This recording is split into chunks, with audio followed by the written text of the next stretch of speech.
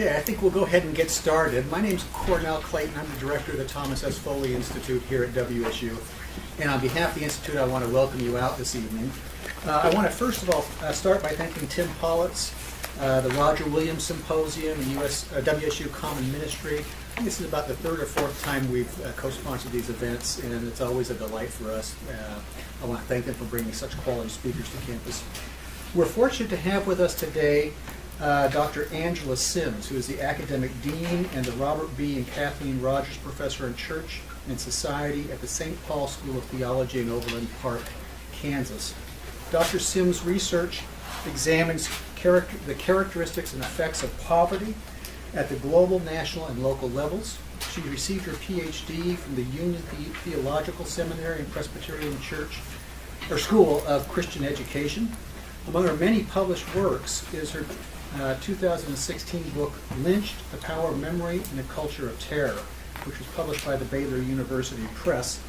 Dr. Sims is going to spend about 40 minutes to talk, and then we'll open it up for a Q&A at the end for about 20 minutes after that. Join me now in welcoming Angela Sims. It's good to be here this afternoon, and I would like to thank both representatives from the Foley Institute as well as individuals from the Common Ministry for your hospitality, your gift of graciousness that I have experienced these last 2 days. Given the historical and contemporary religious meaning embedded in the noose, I begin today's talk with Claude McKay's poem, The Lynching, which was published in 1922. Hear these words. His spirit is smoke ascended to high heaven. His father, by the cruelest way of pain, had bitten him to his bosom once again. The awful sin remained still unforgiven. All night, a bright and solitary star, perchance the one that ever guided him, yet gave him up at last to fate's wild whim, hung pitifully o'er the swinging char.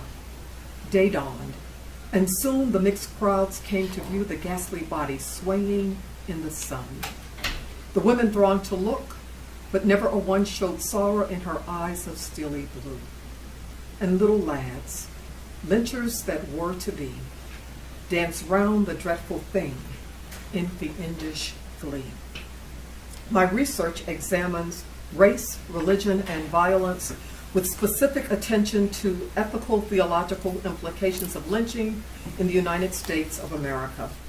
My work emerges from and is influenced deeply by the almost 2 years I devoted to document oral histories of Black elders' memories of a culture that lent itself to such barbaric practices. As such, I am unwavering in my assertion that elders who entrusted an aspect of their memory about lynching and a culture of lynching with me represent what Cornel West describes as Black prophetic practices. Each contributor has a story to tell about life in the U.S. that disrupts a carefully crafted version of truth, particularly a national narrative of equality premised on a myth that everyone is in pursuit of an ambiguous, monolithic dream. Even if unconsciously aware of an association of power and rhetoric, oral history participants use language symbolically to describe their understanding of self in relation to others. Their reflections convey an understanding of human dynamics that stand in tension with the basic Christian tenet that all people are created in God's image. Thus, to give voice to dimensions of race as a polarizing religious factor necessitates a re-examination of a universal concept of the Imago Dei. Despite verbal declarations of love of God and all humanity, socio-historical evidence suggests that encounters by Blacks with proponents of lynching and a culture of lynching provide accurate depictions of individuals' relationship with God. This realization of an embodied theology that situates expressions of the divine in diverse sites of worship, from beyond the confines of a church house to the foot of a lynching tree, contradicts notions of a society premised on law and order. When it comes to lynching and a culture of lynching, we must ask ourselves how our response to various expressions of resistance is informed by a culture of terror from which, to varying degrees, only a select few may be exempt. And the few that may be exempt are white, cisgender, heterosexual males, or those who can pass as such. So McKay's poem illustrates just how difficult or uncomfortable it is to hear, to sit with, and to process lynching narratives. Since there is no easy way to talk about lynching as a historical contemporary dimension of life in this country, I'll offer as one example of a shared national narrative this excerpt from Mrs. Catherine Louise Clark Fletcher's oral history. Born in Denver, Colorado, and orphaned at the age of 9, Fletcher was adopted a year later by Evelyn and Leon Tumar of St. Joseph, Missouri. She considered this town her home until 1939 or 1940, when she graduated from West Virginia State College and began to work for the federal government in Washington, D.C. To contextualize her memory of lynching and a culture of lynching, Fletcher provides this account of a lynching that occurred in St. Joseph during her initial year as a resident.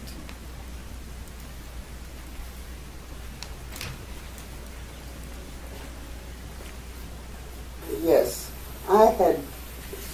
this was the first year I had gone to St. Joseph, and I was in the 5th grade. And this big boy was a lot larger than most of the children in that class, but very kind. And the word got around that I was an orphan. I don't know why that children have to be identified as orphans when they are. And he felt sorry for me. And so he was kind to me. I remember one day he brought me they had big suckers that were caramel, they called them Holloway. And one day he brought one to school after the meal and slipped it to me. But he was just a nice, if there was trouble on the playground, he was one to break it up. But he was the first child I had ever seen who could not read. And I felt sorry for him because he couldn't read. This was different. But there was a young woman who supposedly had gone to a movie downtown. She lived on one of the main streets of the streetcar, where she had access to the streetcar. The woman would get off almost in front of her home. According to her, when she came home from the movie, she was attacked by a boy, two boys. And of course she said that they were both Negroes. And she wasn't raped, she said that she was attacked. She was late getting home. But when she tells where this attack took place, she said a shortcut through an alley. But the alley was really out of the way for her to have been there. It was generally accepted in the black community that she was just making up a story because she was late getting home. These two boys were school dropouts, and so they picked them up and put them in jail. And no questioning, just, you two, you're in trouble. And they had been in the office and paid and that kind of thing. The next day, some local people began gathering at the jail now. By that evening, quite a group of people had gathered at the jail. And things were going fairly well until some of the farmers from outside of St. Joseph and from Kansas came over. And this is when the trouble started. A black lawyer in town, got in touch with the governor to tell him he expected trouble and ask for help. We think that the governor perhaps didn't think it was that serious and delayed sending any help. And this is mostly from the outsiders who caused it, who stirred up the group, and they asked the sheriff for Lloyd, or for that, they didn't have a name for this, for the man. And at first he refused to give them anyone, and until they threatened to break the door down. Now, in the one account says that they did, but according to those who seem to know there, who lived in the city, the door wasn't open, but the threat was great, because they had gotten a big beam to knock the door down. And so the sheriff went down, and he just decided, he had these two boys, but he just started Lloyd, and took him up and handed him to the mob. Some, according to one person, Lloyd was stabbed in the back soon after he came up. I'm hoping this is what happened to him, because they chained him to the back of a car and after brutalizing him somewhere to jail, and then dragged him through the black community, the streets in the black community, calling it all kinds of obscene things, and then took him back to the jail. And by this time, I rather think he may have been dead. The general idea was that he was dead by this time. And they hanged him to the tree on the courthouse lawn. In the book it says near across from the Ruby Doo Hotel, which is an outstanding hotel, that the bliss is on the courthouse lawn, and set fire, built fire under his body. We think that he was dead, and I hope to God that he was dead. And just set fire on him.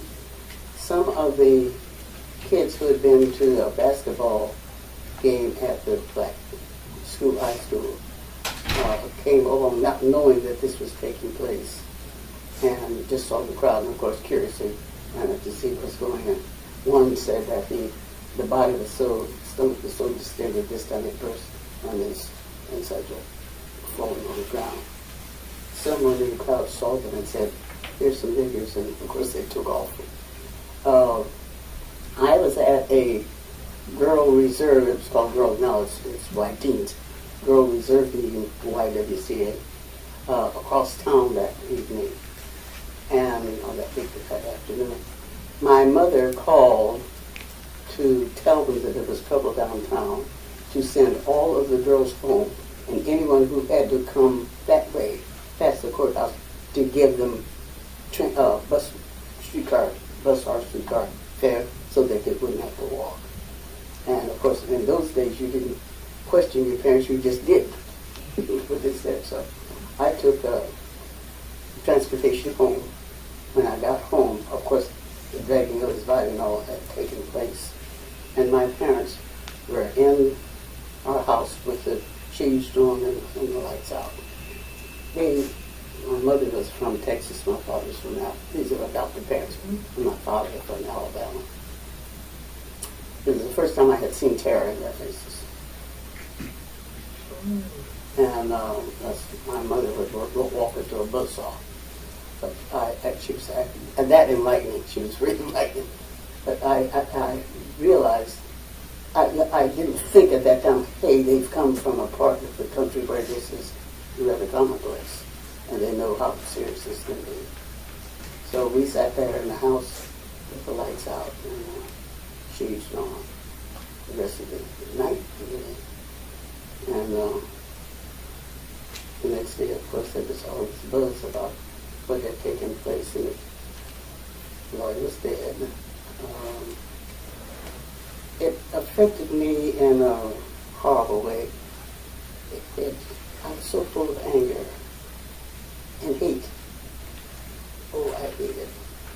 I had to get out that day to go someplace, and I hated every white face I saw. Oh, I'm so full of anger and hate. And unfortunately, I didn't talk to anybody about this.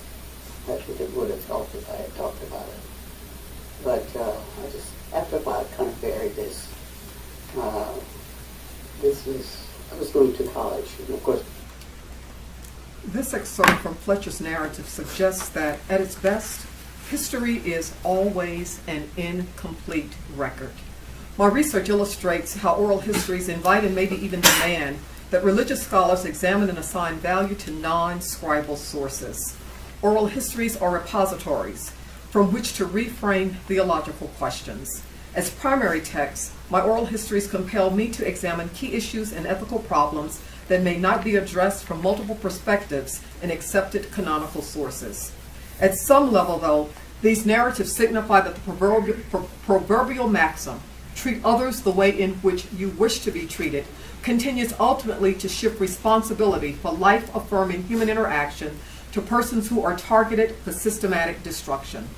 This stance can and perhaps should raise questions about behavioral patterns that are so intricately woven into the fiber of the U.S.'s sense of entitlement that it allows one too many citizens to become anesthetized to practices that, if observed in other contexts, would be characterized as barbaric. Consider, for example, the initial response by the Chief of Police to the August 28, 2017 attempted lynching of an 8-year-old biracial boy in Claremont, New Hampshire. It was reported that the police expressed concern that the teenagers who walked away from the scene without offering to remove the rope from their victim's neck as he swung off the picnic table not have this mistake follow them for the rest of their life. Many residents in this city, with a population of approximately 13,000, were appalled by these white teens' behavior.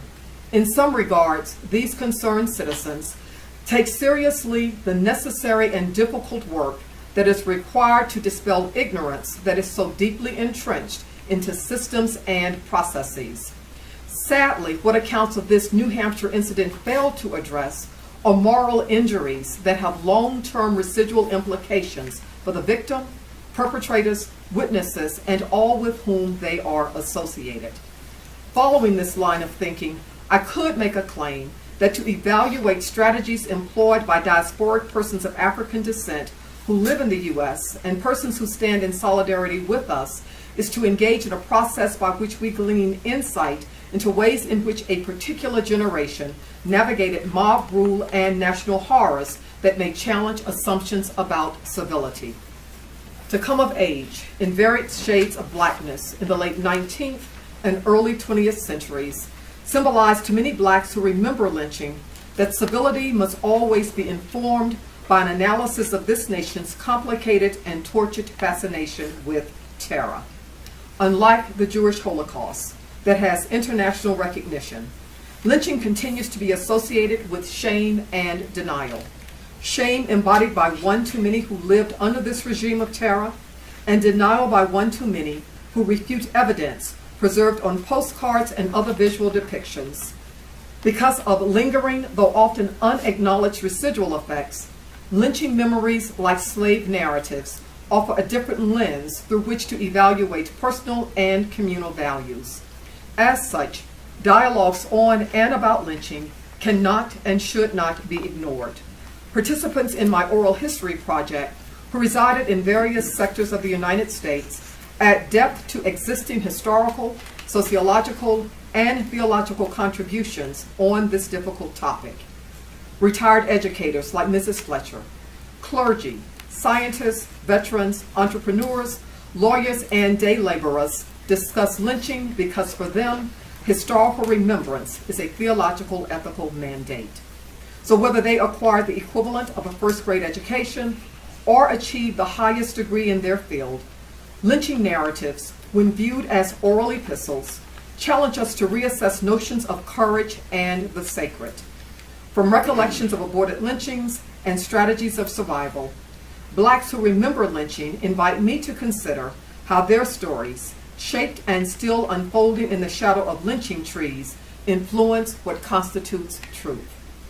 Although blood, or the threat of blood, is etched forever in the recesses of the minds of many blacks who came of age in the U.S. during a period marked by lynching, their socio-historical recollections can function as points of entry.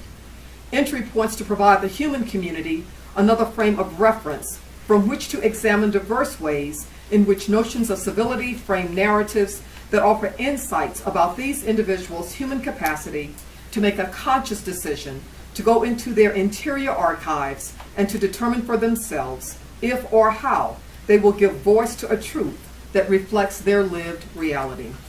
While I will never know fully the effect of lynching, oral historical accounts can function as a basis from which to evaluate strategies of resistance and visions of justice from which to construct an ethic of resilience. As I weigh benefits associated with an excavation of truths embedded and embodied in the minds and souls of Black elders, it is imperative for me to acknowledge that courage, and here I do a play on word, courage understood as civility in our age, is connected intricately to notions of justice as persons look back to times past and reflect on current situations as a mirror by which to assess how truth-telling might inform a national response to hate-infused rhetoric employed to perpetuate a culture of fear. A review of Black elders' vivid responses to culturally embedded and present-day responses to terror suggests, to borrow from Frederick Douglass's 1894 speech delivered at Metropolitan African Methodist Episcopal Church in Washington, D.C., that there are lessons of the hour that continue to merit serious consideration.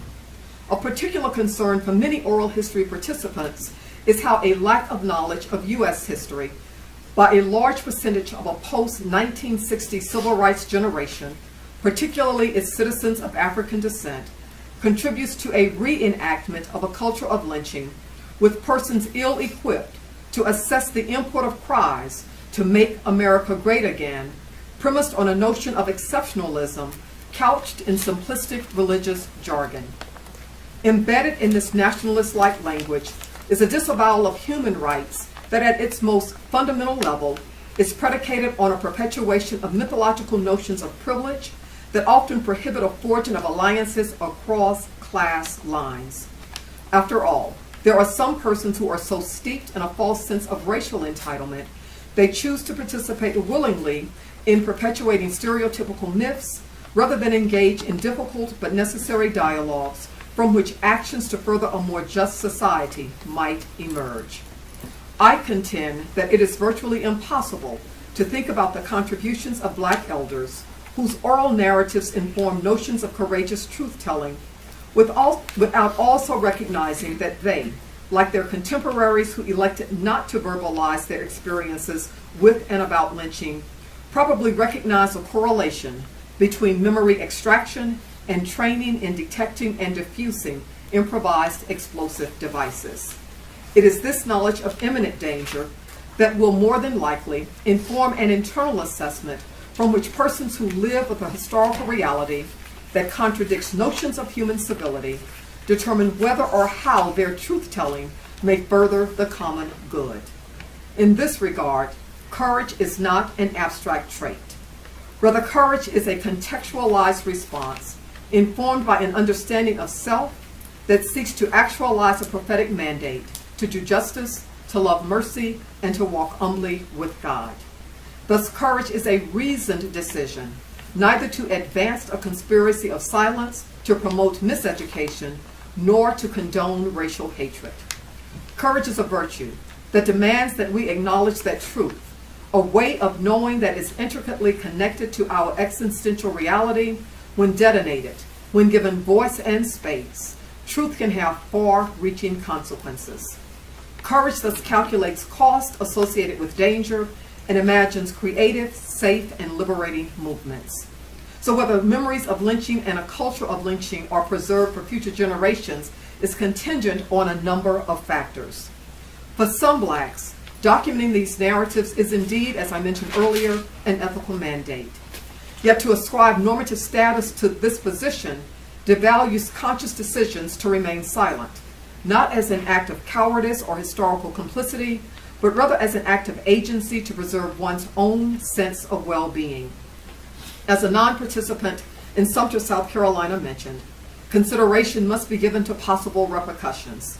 After all, as this gentleman pointed out, to talk is also to live, with possible consequences associated with sharing memories which could result in confronting a non-law-abiding past that is fraught with ambiguity and sentencing disparities.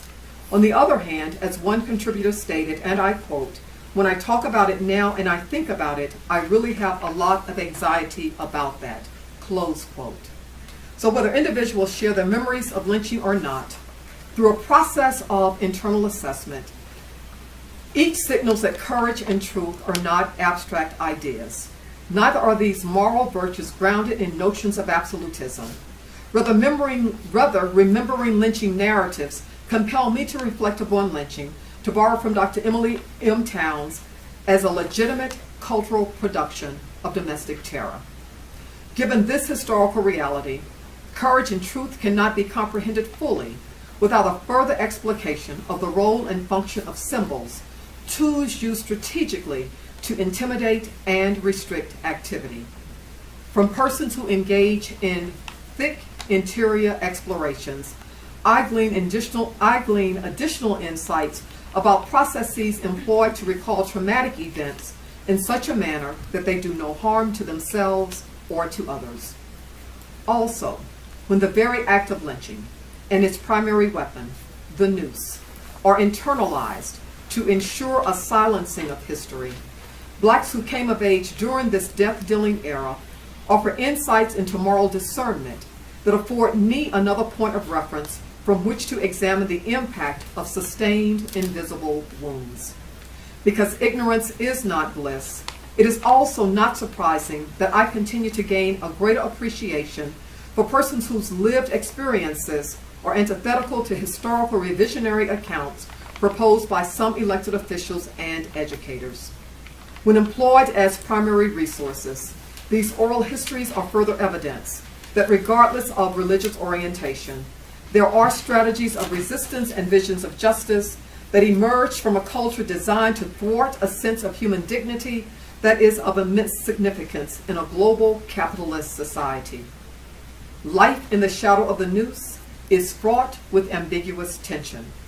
On the one hand, it is a reality complicated by traditions and compounded by a desire to give voice to practices that reflect the worst of human nature.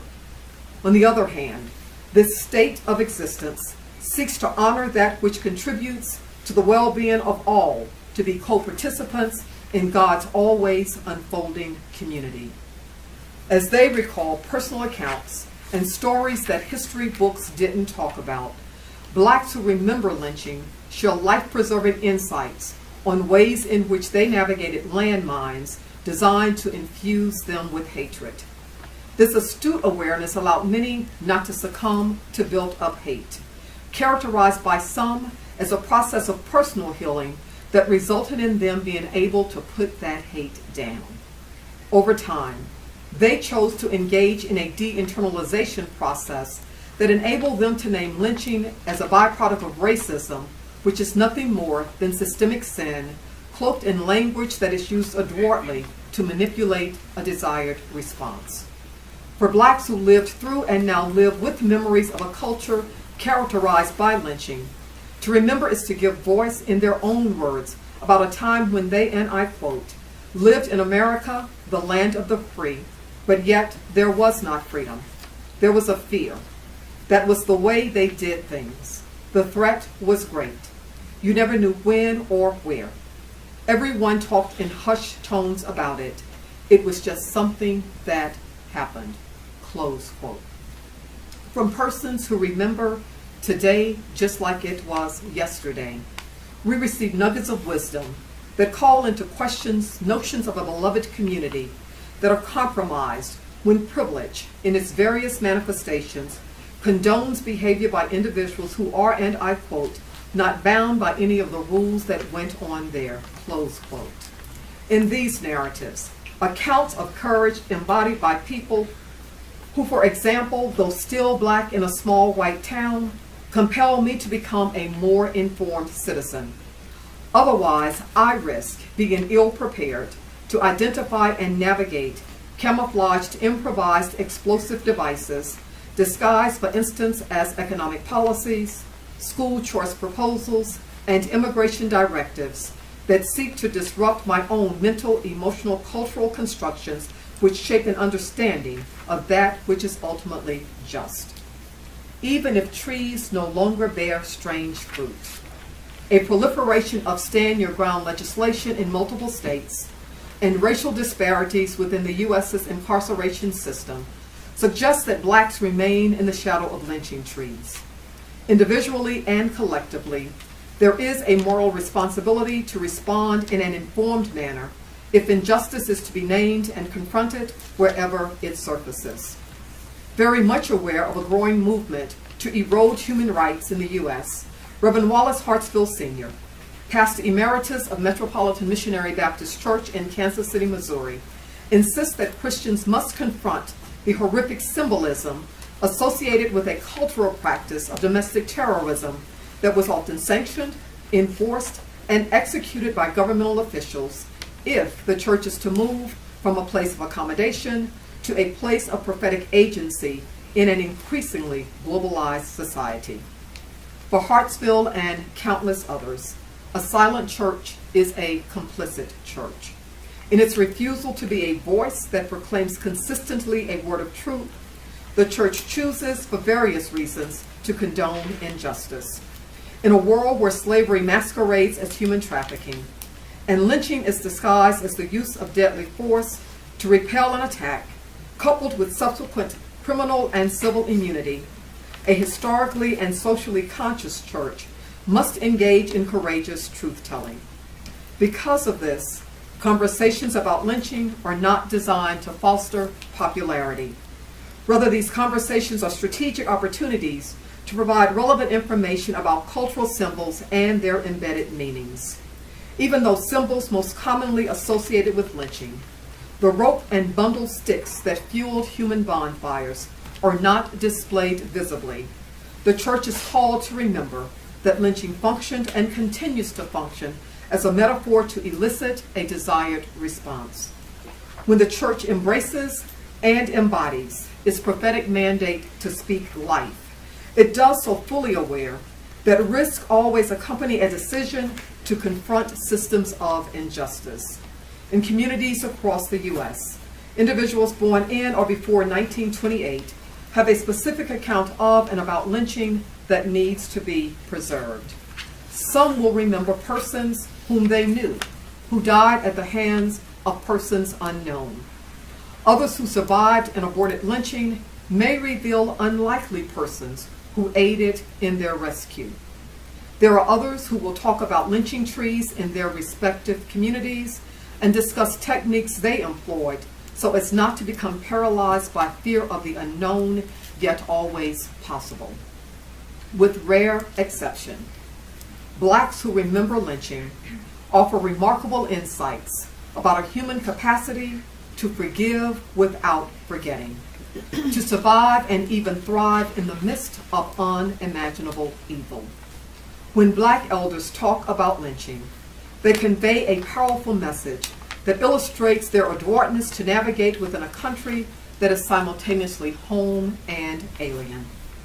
When black people testify about an experience of exile in a nation that self-promotes as the epitome of democracy, they signal to countless generations, now and to come, that Christians have a moral responsibility to learn how to sing the songs of the Lord while in a foreign land where increasingly black life is expendable.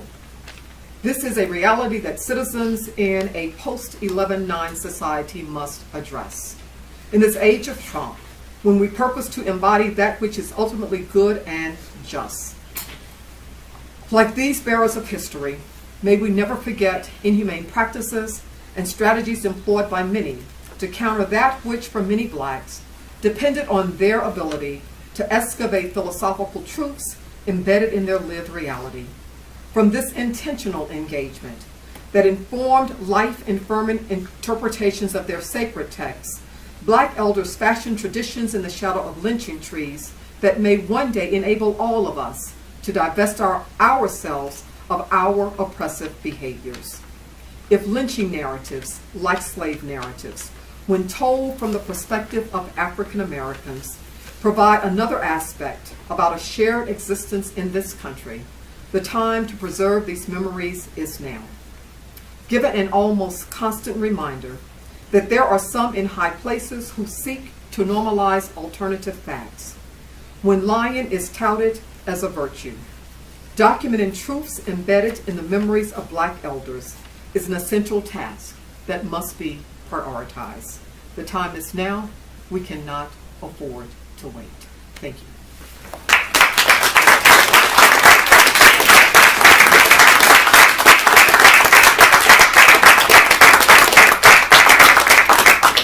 So we have about 20 minutes for questions and answers and discussion.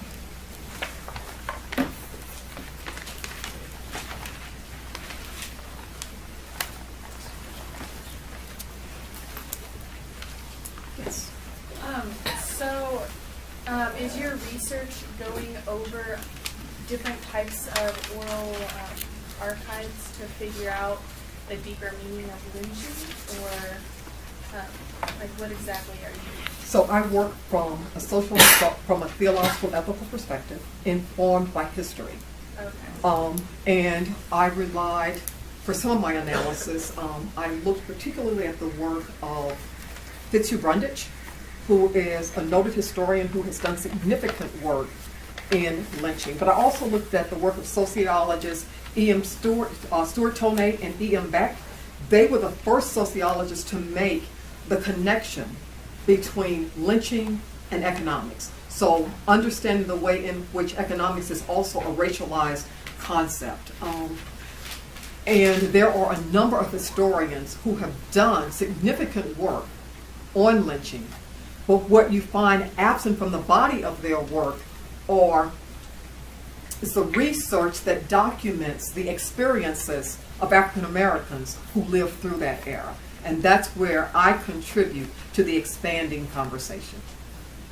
I should also say that just as there are African Americans born on or prior to 1928 whose bodies hold these memories of lynching, there are also white Americans whose bodies hold these memories.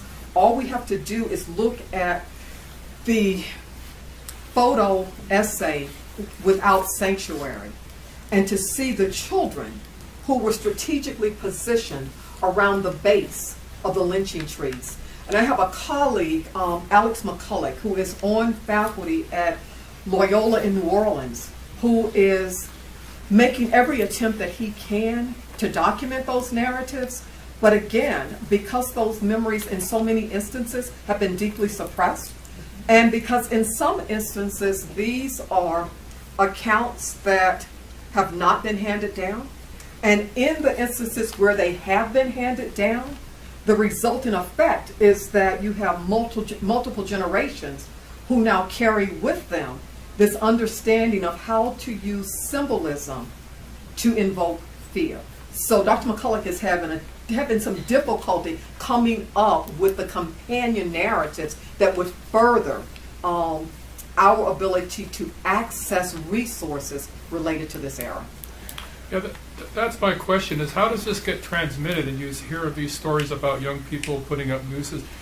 You know, that's not part of their experience, so how did that get transmitted to a new generation? I would suggest that while it might not be part of their experience, none of us really know what type of conversations occur in multiple spaces and places. And just as individuals share stories, I can't say what stories have not been shared. And so I'll use it as an example. The first time I taught a course on the Black church in the U.S., I had students in that class do a modified interview with individuals on why lynching should be of importance to the church in the 21st century. And one of my Caucasian students came and shared that he didn't know which Black person he should interview. But at the same time, he wanted to share one of his family mementos with me. And that family memento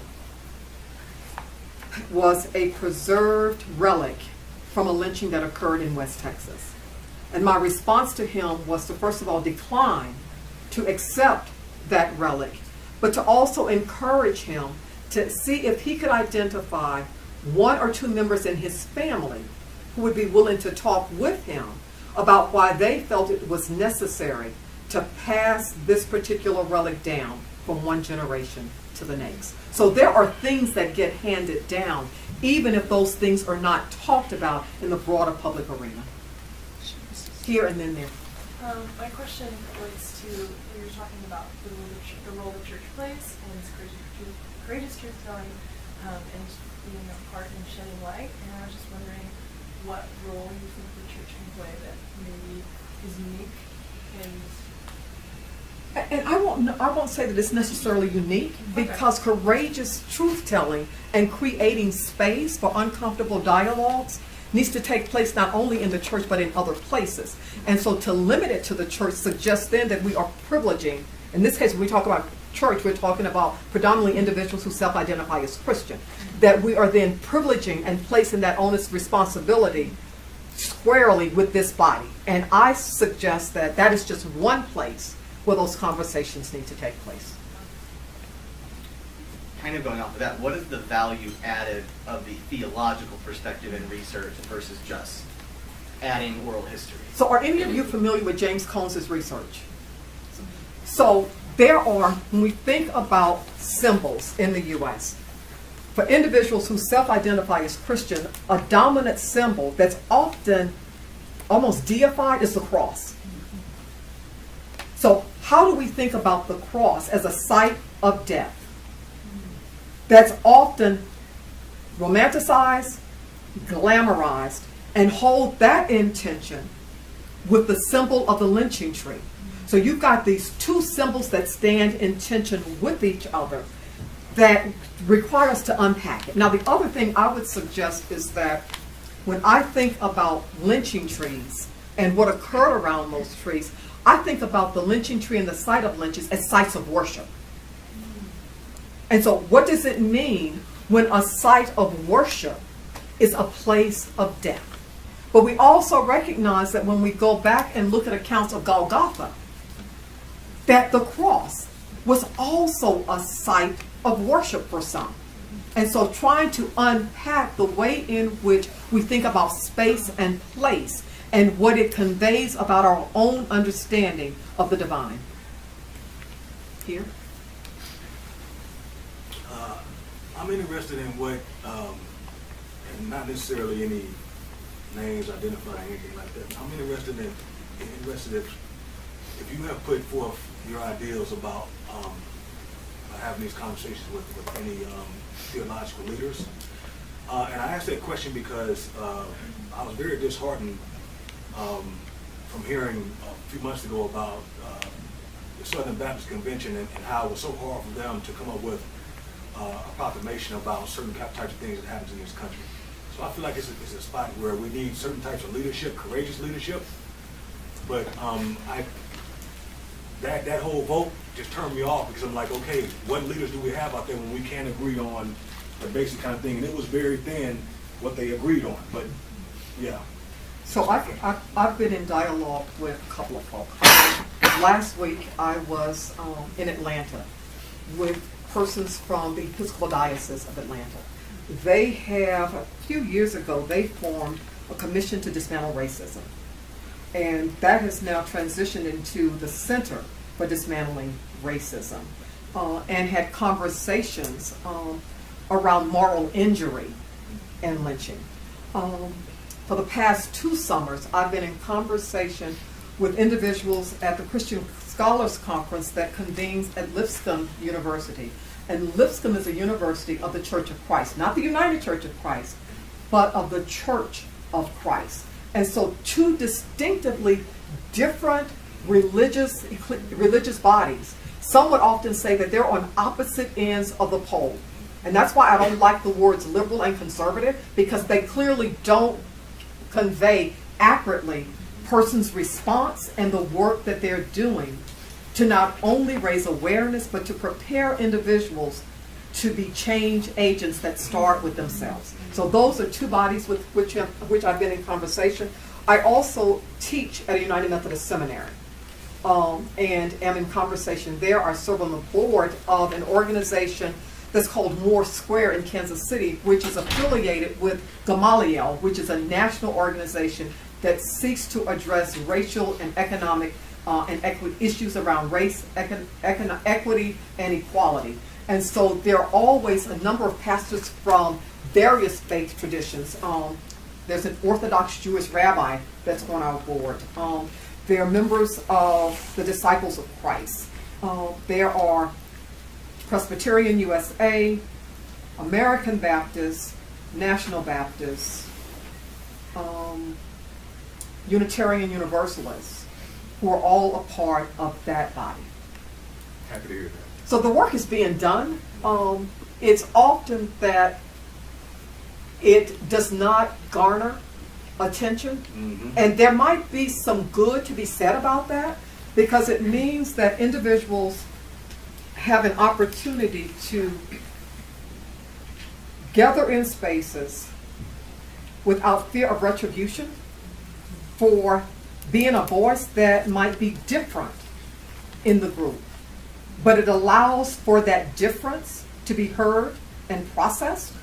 And I always say that we never know how what we do might influence someone else. And it doesn't matter if we don't see the fruit of it, as long as the seeds are being planted. Is your hand up?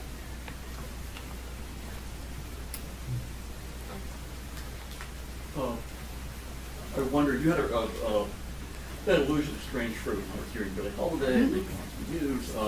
It just, in reference to that, the notion of oral history is carrying memory and putting it into narratives. Are there other kinds of cultural oral forms that either that you study or, in fact, you might be able to generalize about in terms of how they, in fact, do carry or miscarry history? So we can talk about dance, choreography. And Ebony Marshall Turman, a theologian who is assistant professor at Yale University, is doing work around the body as sites, as theological repositories.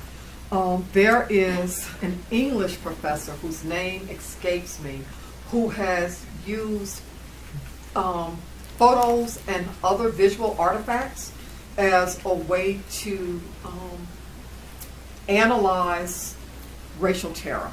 And I think her name is Jacqueline Goldsby. And she has actually looked at lynching photos and done a significant amount of work in that area. So those would be two other forms of non-written resources that provide platforms and function as resources to do this work. Also poetry. Poetry and music. You mentioned the reference to strange fruit.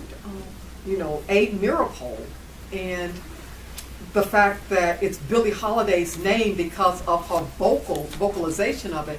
But Aid Mirapole was a songwriter who captured the essence of what was occurring on the national scene. Claude McKay is one form of many that also addresses that particular era. So why exactly are these oral histories so important to current times? So when I think about the age of the individuals who shared an aspect of their life with me, they are at a point where more of them are dying than are living. And if their memories are not preserved in some way, that aspect of history dies with them.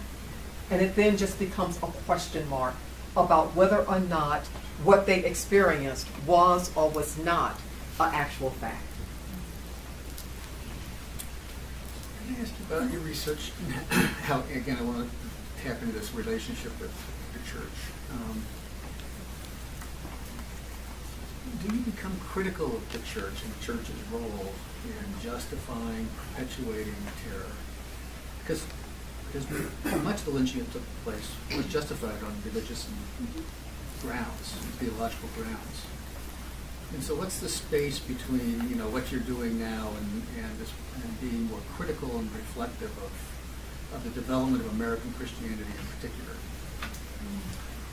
So one cannot talk about the development of American Christianity without going back to the transatlantic slave crossing.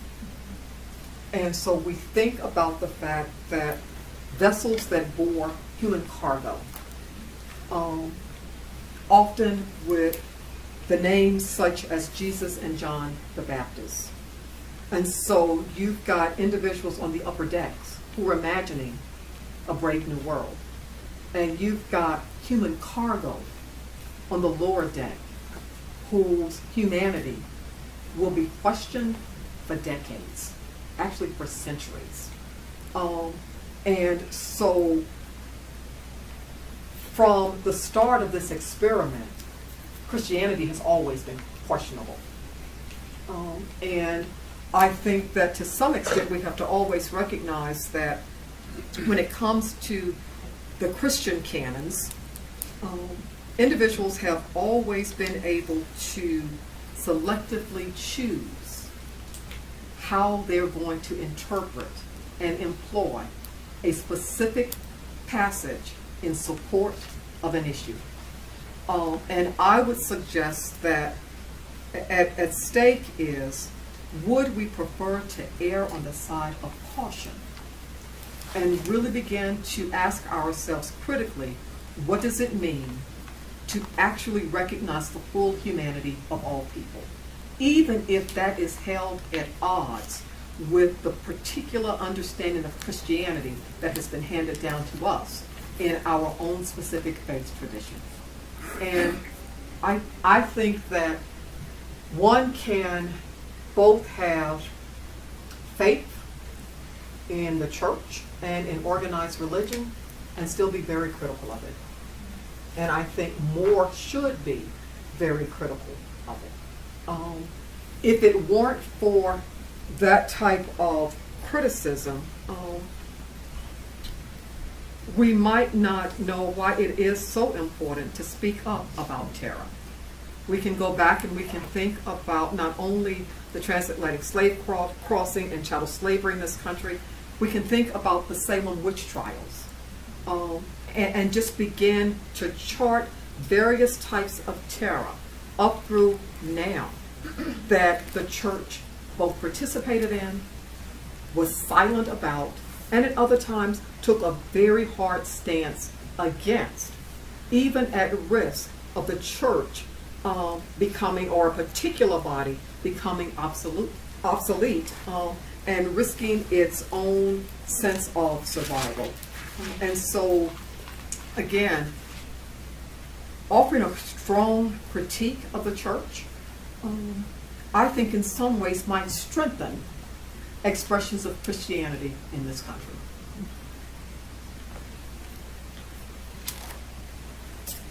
Yes.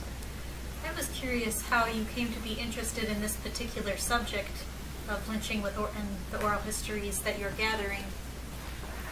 So the year after I completed my Master of Divinity at Howard University School of Divinity in Washington, D.C., I spent a year of independent study with 3 professors in 3 different academic disciplines, reading primary sources of Ida B. Wells Barnett, Dietrich Bonhoeffer, and Martin Luther King Jr. And when I began my PhD studies, I knew that I wanted to do something around Wells. And my research for my dissertation looked at Wells's 3-phase response to counter-lynching. And months before I was scheduled to defend my dissertation, I heard Wallace Hartsfield preach. And I don't remember what the topic of his sermon was, but he left me with one question, with him saying he was in an age where he just wanted to be more like Jesus. And it's like, what the heck is he talking about?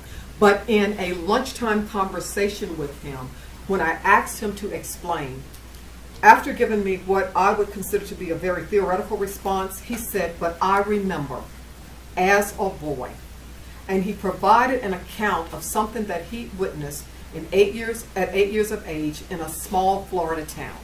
And while he never used the word lynching, what he described was the aftermath of a lynching with the body being dragged through his neighborhood.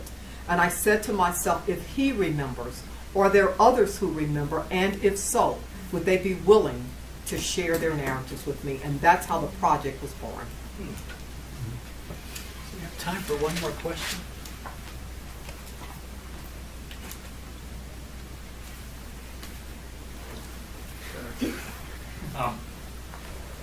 No, I just, because I went to Queer People of Color and Allies last night at Daily Grind in Main Street of Pullman.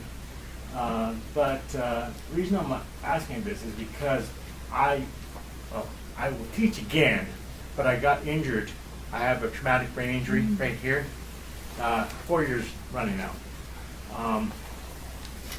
But the reason why I taught all my students, because I went to Pullman High School, I graduated from there. I have my doctoral degree in Native American Studies, and my master's and my bachelor's all from WSU.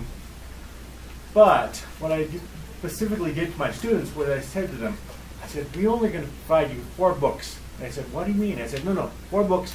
First book you buy, then you spend all the money, because I said, this is actually cheaper for you. And I said, just want to be sure that you only spend $10 on the one book, and then the rest of them you find on the internet.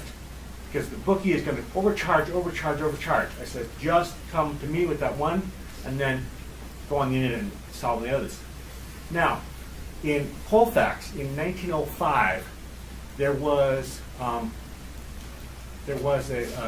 Ku Klux Klan gathering in Colfax, and there's actually a record, a photo of them. They're all dressed in white, and they have their hoods on, but they actually have a picture of it. And I told them, I said, no, I said, I actually did research. I said, the reason why I did that is because Colfax is Rowan County, the seat of the county. What in there, Colfax? I said, now I want you to understand it. I said, this is how we are where we are. I said, I'm Native American. I was born in the city of Yakima. My mom is from the island of British Columbia in Canada. My father was born in Mexico. I was abandoned at the age of 15 months. Now, I said, I want all of you, I said, to understand, I said, because I've not been to war, I said, but I actually understand those who've been in Iraq, whether it be in various, Army, Navy, Air Force, Marines. I said, because I had all these students come in there who'd been to Iraq and Afghanistan. And I remember one of them, he was only 5 feet tall. He was African American. He was from the South. And I remember saying to him, I said, no, I said, just come to me every single week. I said, we can just talk. I said, I can just listen, okay? I said, just listen. He said, okay. Now he said to me, he says, now we had spent the whole semester in CES 171, okay? Comparative Ethnic Studies 171. And I said to them now, he said, even my sergeant over my whole platoon never gave me as much attention as you did. He says, that's because you trusted me. I said, yes, I do. I said, I will continue to trust you and believe in you. I said, and he said, even my own parents didn't trust me, believe me, because actually he'd been outside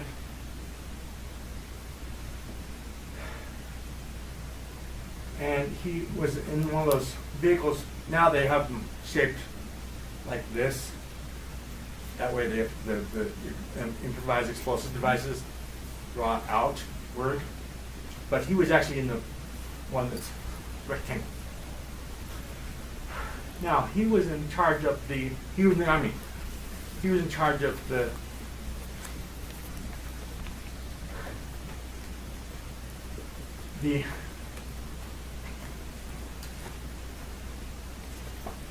.60 caliber gun on the top. And he said there's one young boy, Iraqi boy. He was actually a teenager. And he said he had cut him in half. And he said, the reason why I'm putting that to you is because I trust you. And I said, that's good. I said, but, now you just need to have it bring it forth for your own good. That way you can actually, yes, you have experienced that. I said, but you need to draw upon your own power within you and then spread it out. I said, that way you can actually spread it out. He said, what do you mean? I said, no. I said, plant your own seed and then let it go forth. Oh, okay. And now I have actually been in touch with all my students, undergraduates, whether they be from in the United States. And actually, I had one crew actually from Brazil. She was actually. I told her, I said she was white, and I said, in Brazil they actually have the ones that are more. They actually mirror the racial politics of the United States. So they have the darker, black-skinned ones. They don't get them into the university. The whiter, fair ones get into the university. I said that's because they actually followed the United States. They actually followed the United States. He says, yeah. I said, yeah. I said, actually, the video is actually produced on DVD. I said, yeah. He said, that is the truth.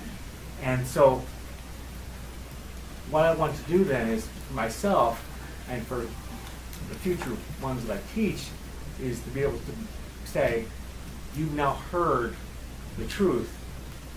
Now it's your job to spread it out. To be a seed, to spread it out. Thank you. Okay. Well, I'm afraid our time is up. Before I ask you and join me in thanking our guest today, let me just remind you, tomorrow we have another event at the Foley Institute at noon. We have Justin Nordham, who's the Chief Enforcement Officer of the Washington State Alcohol and Cannabis Board, talking about the shifting politics of marijuana in the state. so I encourage you to come out to that event. Now join me in thanking Angela Sims for a really